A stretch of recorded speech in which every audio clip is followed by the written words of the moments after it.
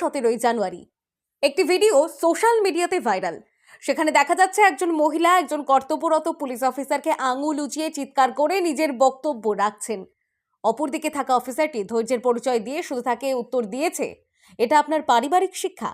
এর প্রত্যুত্তরে ভিডিওটিতে মহিলাটিকে দেখা যাচ্ছে বলতে, আপনি একজন মহিলার সাথে এভাবে কথা বলতে পারেন না, দালাল পুলিশ।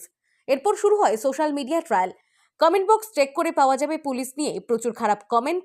আবার কেউ কেউ ওই মহিলার আচরণকে দোষারোপ করেছেন। ঘটনাটির আমরা সত্যতা উদ্ঘাটন করতে গিয়ে জানতে পারলাম গত 17ই জানুয়ারি মুর্শিদাবাদ জেলা বিজেপির সভাপতি সহ এক ঝাঁক বিজেপি নেতৃত্ব জমায়েত হন এসডিও কান্দি অফিসে এসআইআর এর ফর্ম 7 জমা করতে। সেখানে এসডিও কান্দি হিয়ারিং এ ব্যস্ত থাকায় অফিসের হেড ক্লার্কের কাছে তারা সকলে জমায়েত হন।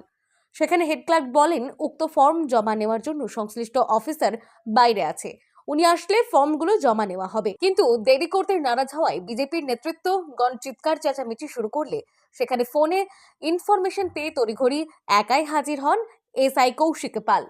উনি বিজেপির জেলার সভাপতির সাথে কথা বলেন এবং এসডিও সাহেবের সাথে নিজে কথা বলে ব্যাপারটার সমাধান করবেন আশ্বাস দেন।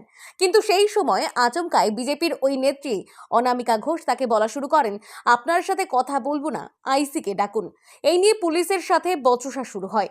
এরপর ওই স্থানে একজন চা দিতে এসে পুলিশ অফিসারকে দাদা বলে সম্বোধন করায় তিনি বলেন পুলিশকে দাদা না বলতে।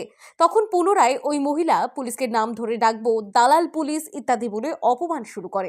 ফর্ম 7 পরবর্তীকালে পুলিশ ও এসডিও সাহেবের কথোপকথনের পর সেখানেই জমা হয়। ফর্ম 7 জমা নিয়ে পুলিশের বিরোধিতার কোনো জায়গাই তৈরি হয়নি।